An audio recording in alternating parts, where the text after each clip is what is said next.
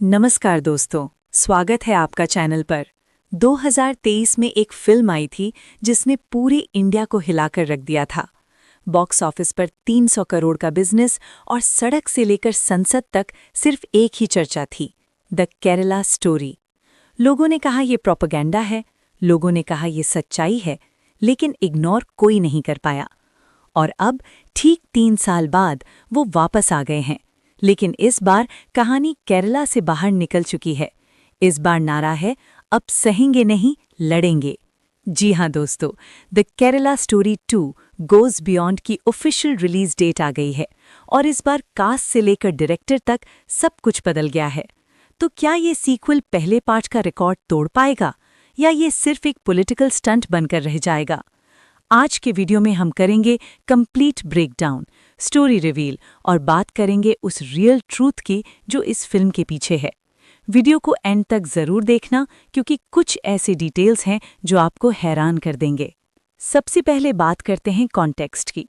जब प्रोड्यूसर विपुल अमृतलाल शाह ने ये अनाउंस किया था कि वो सीक्वल ला रहे हैं, तो सबको लगा कि शायद आधा शर्मा वापस आएंगे, सबको लगा वही पुरानी टीम होगी। लेकिन दोस्तों, यहाँ पर एक बड़ा ट्विस्ट है।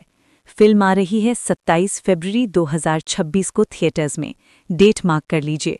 लेकिन इस बार डायरेक्टर सुदीप तो सेन नहीं है। इस बार फिल्म की कमान संभाली है national award winner director Kamakhya Narayan Singh ने।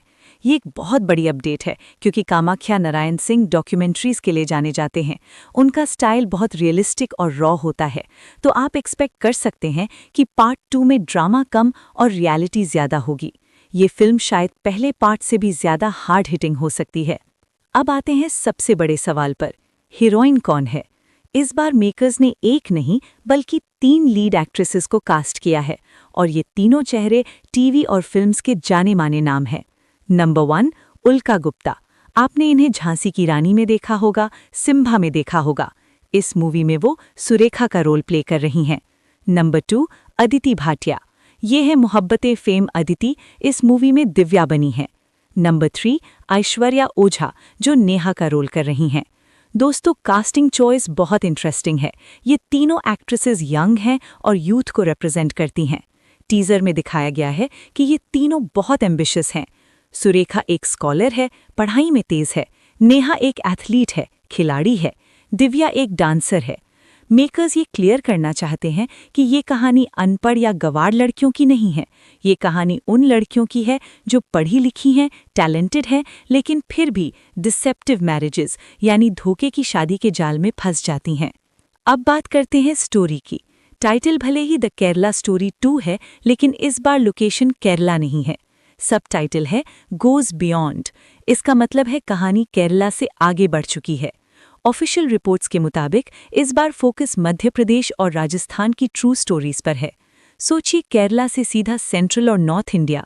फिल्म में दिखाया जाएगा कि कैसे इन एरियाज में इनोसेंट लड़कियों को टारगेट किया जाता है। टीजर में कुछ डायलॉग्स बहुत डिस्टर्बिंग हैं, जैसे सलीम के प्यार ने मेरा सब कुछ छीन लिया। इस बार मोडस ऑपरेंडी वही है, पहले प्यार, फिर भरोसा, फिर कन्वर्जन और फिर टेररिज्म। लेकिन नैरेटिव में एक बड़ा शिफ्ट है। पिछली मूवी में हमने देखा था कि लड़कियां हेल्पलेस थीं, वो विक्टिम्स थीं। एंड तक वो सिर्फ रो रही थीं या भाग रही थीं। लेकिन पार्ट 2 का टोन अलग है। टीजर का लास्ट शॉट सबसे पावरफुल है। तीनों लड़कियां कैमरा की तरफ देखती हैं और बोलती हैं, अब सहेंगे नहीं, लड़ेंगे। इसका सीधा मतलब है रिवेंज। ये मूवी सिर्फ दुख भरी कहानी नहीं सुनाएगी, बल्कि ये दिखाएगी कि कैसे ये लड़कियां सिस्टम के खिलाफ खड़ी होती हैं, कैसे वो अपने अब्यूजर्स से लड़ती हैं।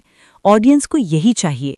लोग अब बेचारी अबला नारी नहीं देखना चाहते, लोग फाइटर्स देखना चाहते हैं, और केरला स्टोरी 2 शायद वही डिलीवर करेगी। टेक्निकल साइड की बात करें तो विपुल शाह ने प्रोडक्शन वैल्यू बढ़ा दी है। विजुअल्स बहुत रिच लग रहे हैं। म्यूजिक दिया है मन्नन शाह ने और लिरिक्स हैं मनोज मुंतशिर के। मनोज मुंतशिर को हम सब जानते हैं, उनकी कलम में कितनी ताकत है। जब वो देशभक्ति या दर्द लिखते हैं तो सीधा दिल पे लगता है। टीजर का बैकग्राउंड स्कोर सुनकर ही गूज़बम्स आ रहे हैं, खास तौर पर जब वो कोरस स्टार्ट होता है फाइट सीन के वक्त। मुझे लगता है इस मूवी का म्यूजिक इसके इमोशंस को नेक्स्ट लेवल पर ले जाएगा। एक और ख़ास बात, डायरेक्टर चेंज होने की वजह से सिनेमेटोग्राफी में भी फ़र्क दिख रहा है। शॉट्स ज़्यादा वाइड हैं, रियल लोकेशंस यूज़ की गई हैं, एमपी और राजस्थान की, जो फिल्म को एक ऑथेंटिक लुक देती हैं। अब थोड़ा रियलिटी चेक करते हैं। क्या ये मूवी 300 करोड़ कमा पाएगी? देखिए, पार्ट 1 के वक्त शॉक वैल्यू थी। लोगों को यकीन नहीं हो रहा था कि ऐसा भी होता है। अब लोग अवेयर हैं, तो पार्ट 2 के लिए चैलेंज बड़ा है। लेकिन जिस तरह से मेकर्स ने रिवेंज और फाइट बैक का एंगल डाला है, वो मास्टर स्ट्रोक हो सकता है। इंडियन ऑडियंस को जीत देखना पसंद है। कंट्रोवर्सी तो पक्का होगी। रिलीज डेट 27 फरवरी है और अभी से सोशल मीडिया पर डिबेट्स शुरू हो गई हैं। कुछ लोग इसे बैन करने की मांग करेंगे, कुछ लोग इसे टैक्स फ्री करने की मांग करेंगे। और हम सब जानते हैं, जितनी ज्यादा कंट्रोवर्सी उतना बड़ा बॉक्स ऑफिस कलेक्शन। मेरी प्रिडिक्शन ये है कि ओपनिंग डे पर यह मूवी आराम से 15 से 20 करोड़ का बिजनेस करेगी। अगर वर्ड ऑफ माउथ स्ट्रांग रहा तो ये 2026 की पहली बड़ी ब्लॉकबस्टर बन सकती है। तो दोस्तों, ये था द केरला स्टोरी 2 का पूरा अपडेट। नई कास्ट, नया डायरेक्टर, नई लोकेशन, लेकिन मुद्दा पुराना और गंभीर। मैं आपसे पूछना चाहता हूँ, क्या आप उल्का गुप्ता और अदिति भाटिया को इस सीरियस रोल में देखने के लिए एक्साइटेड हैं? क्या आपको लगता है कि फिल्म में एमपी और राजस्थान का एंगल दिखाना सही है? अपनी राय नीचे कमेंट सेक्शन में ज़रूर लिखें। मैं सबके कमेंट्स पढ़ूंगा। और हाँ, अगर आपको ये अपडेट पसंद आई तो वीडियो को लाइक ठोक दो, अपने दोस्तों के साथ शेयर करो ताकि उन्हें भी सच पता चले। चैनल को सब्सक्राइब कर लो और बेल आइकन दबा दो, क्योंकि 27 फरवरी को मैं फर्स्ट डे फर्स्ट शो का रिव्यू लेकर आऊँगा। तब तक के लिए अपना ख्याल रखें। जय हिंद, वंदे मातरम।